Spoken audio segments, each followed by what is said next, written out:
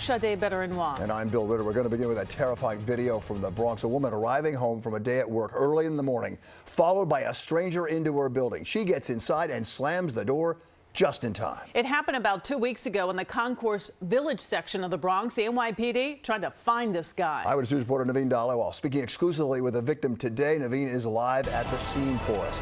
Naveen. Yeah, Bill, this video is creepy for anyone coming home, whether it's day or night. But this woman tells me that she knew something was up as she approached her building at 2 in the morning. She saw the guy from the corner of her eye, but she was not expecting him to come into the building and then try to barge into her apartment. The video is terrifying. It was just a matter of seconds. He was literally like 1 second from going inside. Today, this brave woman, still shaking, finding the courage to speak out about that day as she arrived home from work around 2 in the morning. There was two guys like outside, right? And they were just like looking suspicious. You see her walking into the building, cautiously eyeing a man on the side. Seconds later, that same man in the white tank top walks into the Sherman Avenue building behind her. She knew he was up to no good. He followed me inside the building and he said miss twice. She describes the horrifying moment seen in this video as the suspect accesses the lobby. Seconds later, the woman knew he was around the corner and she quickly tried to open her apartment lock. Her instincts spot on. He came right after her, determined to get inside. Papi, open up the door, bro. I came inside and then right away I just screamed, somebody's following me. Like he was literally 1 second from coming inside. As she watches this video, she knows she was very lucky. I feel very scared. Like I was saying, what if I had the top door locked? What if, like, it was literally just 1 second. If I had the top lock, he could have got of me. Yeah, what if? Well, she is truly lucky, and the victim has been living here for 29 years, and she says she's never seen this guy before. She does not know why she was targeted, but tonight her red flags are up.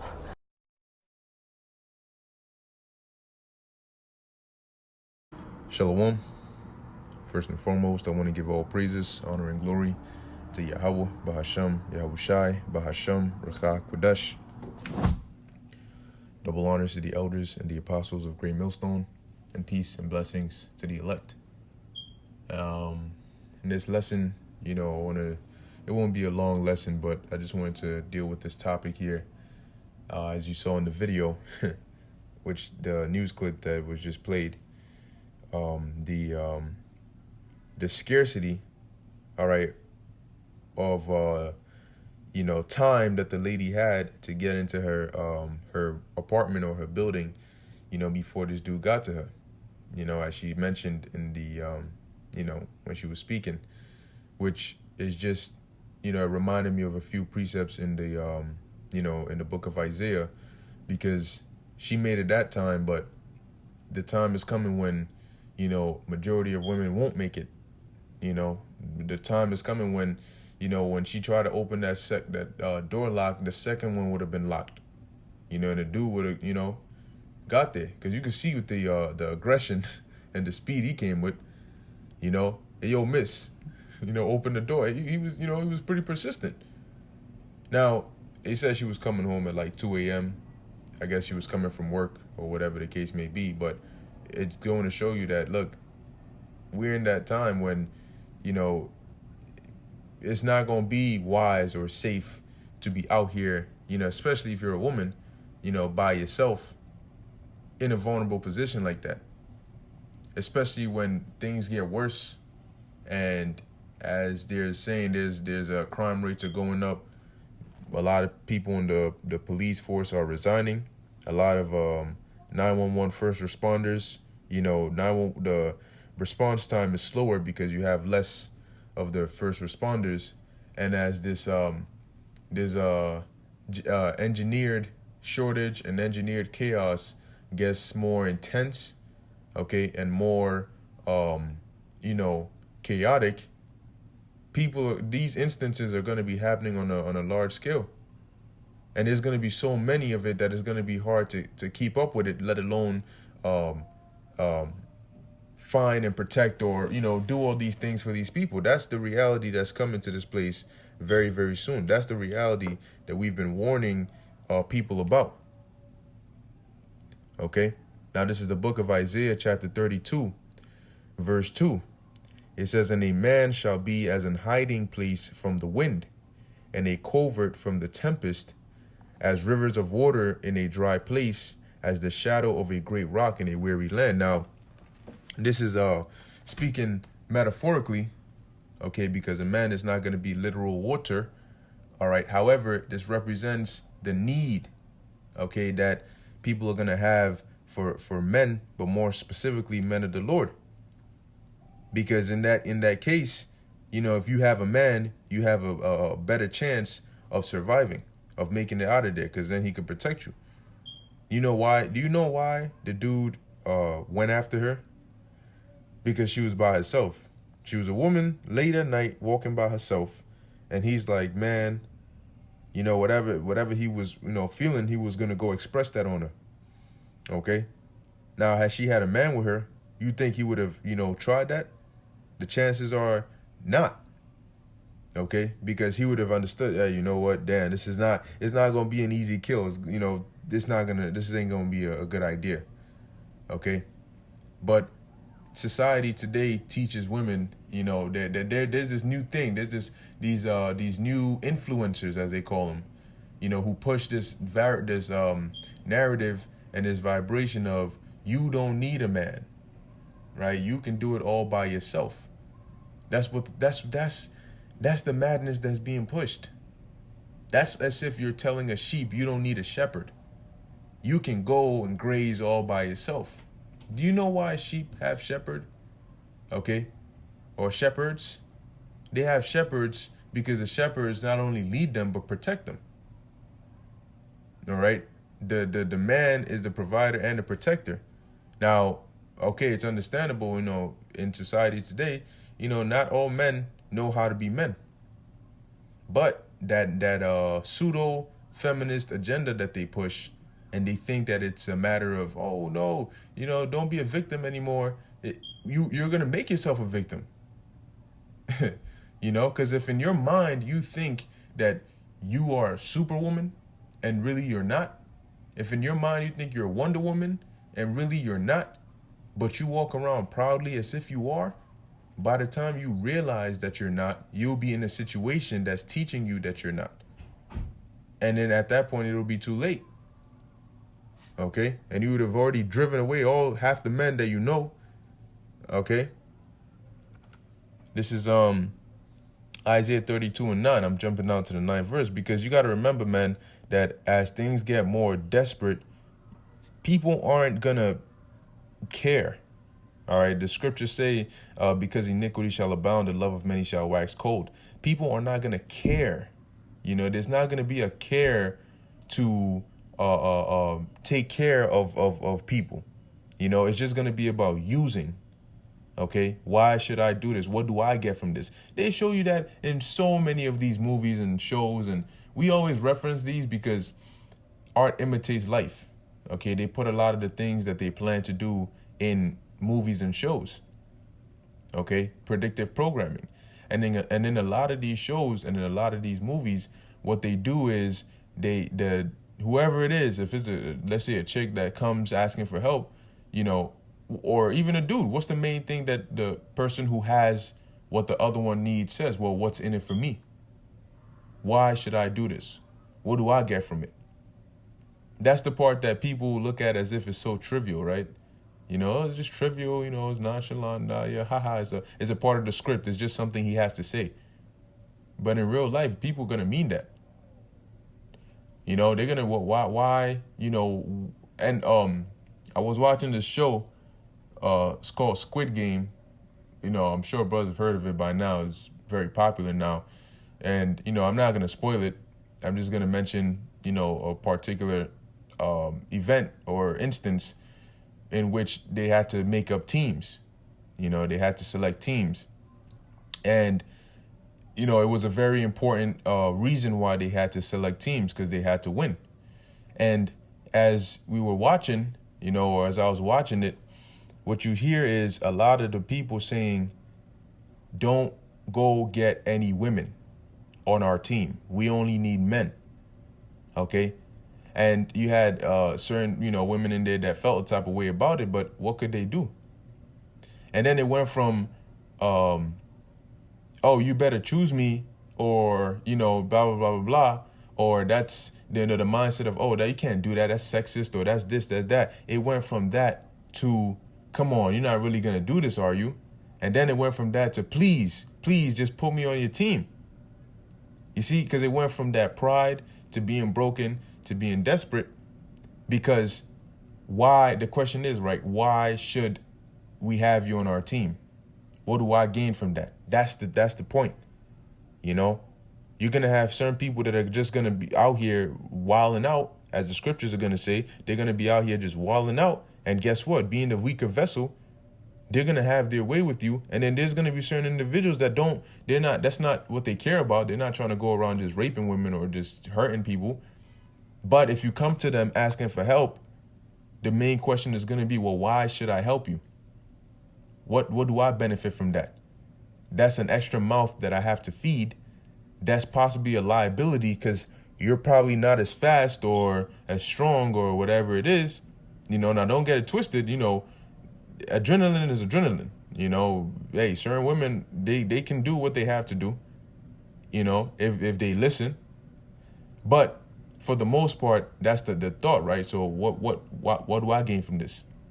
You're not going to have people that are just going to say, oh, you know what, I care, so let me do this. Now, your best bet, if you were with a solid man, you know, really, if you're with a man of the Lord, you're good, because he's not going to be, you know, taking care of you out of just, you know, on a whim. Okay, it's going to be the Spirit of the Lord is going to be on him, all right, to protect him and you as well. So you're solid. That's why people are going to be seeking these Isaiah 4:1. Okay, people are going to be seeking, especially these women, men, but not just any random man, but a man of the Lord. That's why they're going to be made more precious than fine gold, because the Lord is going to have a hedge of protection over them, and he's going to provide for them. Okay, and in turn, those that are with them that the Lord has mercy on. So there will be an assurance of safety, an assurance that I'm going to be okay so long as I stay with this individual. And that assurance is going to be something that not a lot of people are going to have. That's why it's going to be such a desperate need. And though they don't see it now, it's in the scriptures. Now, I'm sure that woman who just barely made it, I'm sure she sees it. You think she's going to be okay? You know, or you think she's going to be the same? Every time she's outside, she's going to be looking over her shoulder. Now, this is Isaiah 32:9. It says, rise up, ye women that are at ease. Hear my voice, ye careless daughters. Give ear unto my speech. I'm sure she's risen up to an extent now. Now she's on alert. Because, you know, when you hear it, it's always, yeah, until it hits home or hits close to you. Then you like, yo, this shit is, you know, this ain't no joke. Right? This is real. And that's what's getting ready to happen. You're going to be on your own. You ain't going to have the government to assist you or social media to make you feel better about yourself, or simps constantly, you know, oh, okay, I'll do anything. I'll fly, you know, all that. You know, you're not going to be having that, because when the social media goes down, you see how a lot of people are bugging out over just a few hours. Personally, I didn't even notice. You know, the only reason I found out was through the news. You know, they were saying this site was down, that site was down, you know, and it felt quick because we're not, you know, social media addicts.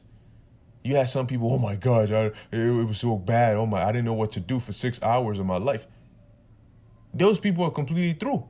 You are absolutely finished. If your life is on, these people wake up in the morning, jump on social media and stay there for the whole day. They don't do anything else with their life. So how do you expect somebody like that to survive in the real world when things get tough?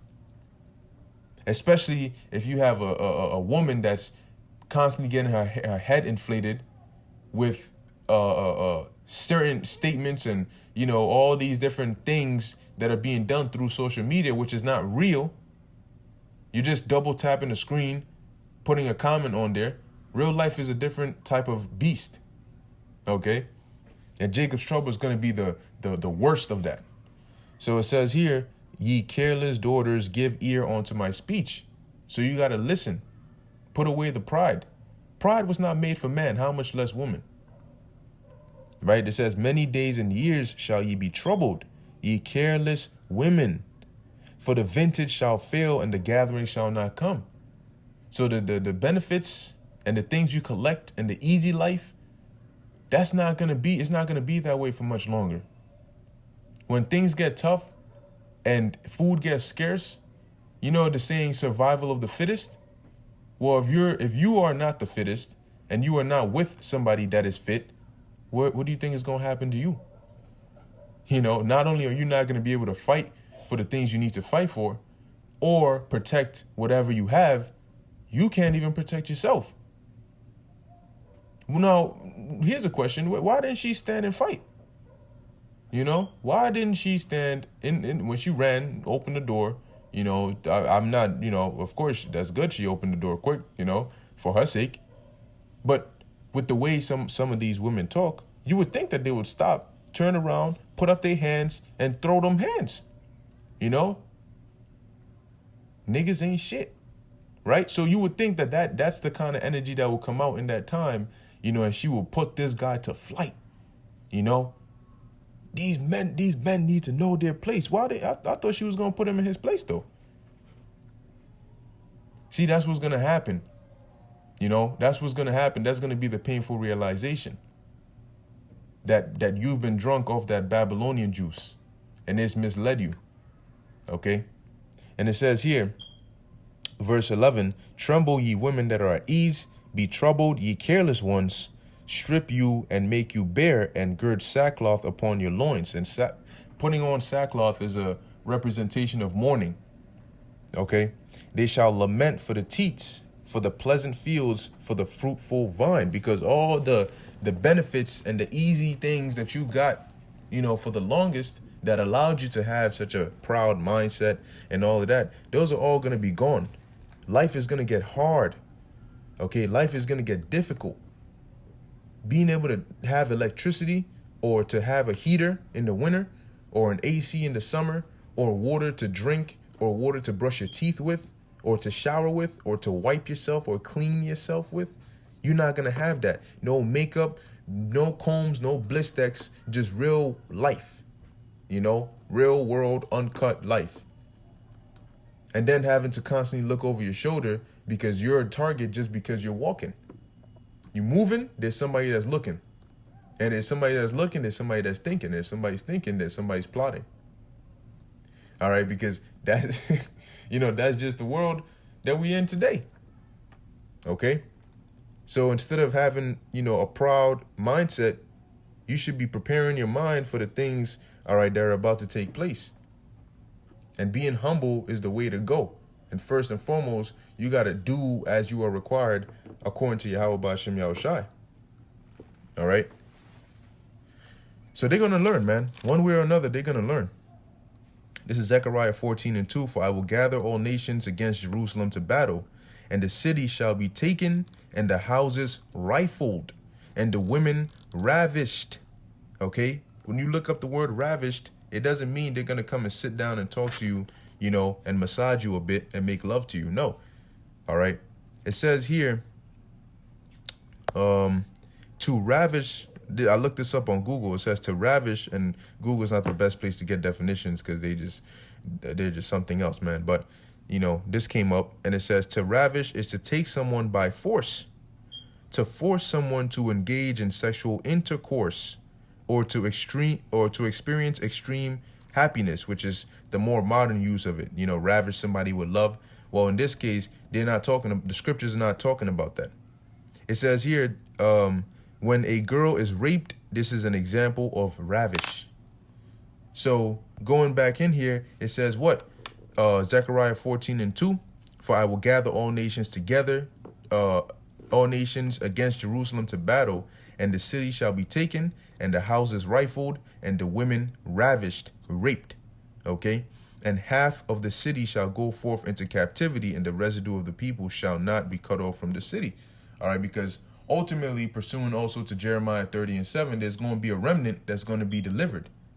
But for those that are not a part of that number, it's going to be a very, very gruesome, painful time, man. A very painful time to be in. Okay? It's going to be real scary. You got, people are everything that happens, people take to social media, right? Oh, raise awareness for this. Oh, this happened here. Oh, we need to stop this. But all that is just words. It's just words. Because when shit goes wild, those words go out the window. As the saying goes, actions speak louder than words. So that's what's getting ready to happen very soon. And when I saw that clip, I was just like, yo, people are getting bolder and bolder because the situation is becoming more and more ideal for behavior like that. All right. And people do not care because what they're doing is sort of like a systematically designed approach to create the purge. All right. Or create that kind of environment. And as they keep on bringing the bait and bringing the bait and bringing the bait, somebody's going to bite. All right. And the world, as we read in these scriptures, 2 Ezra 15, 2 Ezra 16, Isaiah 13, all right, it's going to be unrecognizable, man. But yeah, something is getting ready to go down real soon. So you better prepare. Because if you don't have Yahweh Ba'Shem Yahushua on your side, you're done. All right. So with that, I hope this was edifying to the elect. In closing, I want to give all praises, honor, and glory to Yahweh Ba'Shem Yahushai, Ba'Shem Rakah Kodash. Until next time, Shalom.